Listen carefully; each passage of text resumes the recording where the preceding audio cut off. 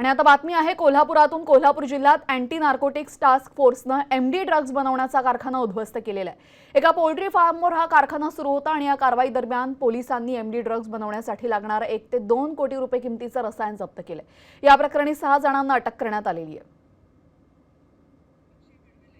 आपल्यासोबत आमचे प्रतिनिधी अक्षय बडवे थेट जोडले गेलेले आहेत। अक्षय, या संदर्भातली अधिक माहिती।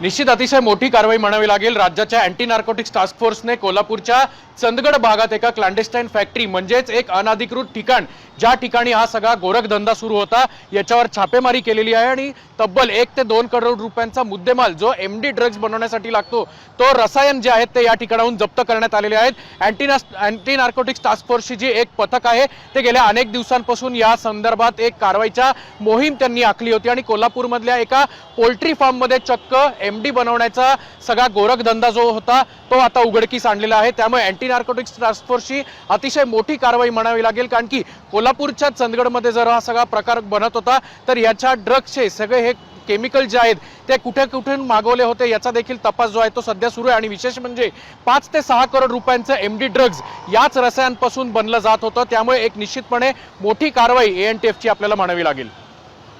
दिलेल्या सविस्तर माहितीसाठी तर आपण पाहिलं एका पोल्ट्री फार्म मध्ये हा ड्रग्ज बनवण्याचा कारखाना सुरू होता आणि यावर आता ही मोठी कारवाई करण्यात आलेली आहे।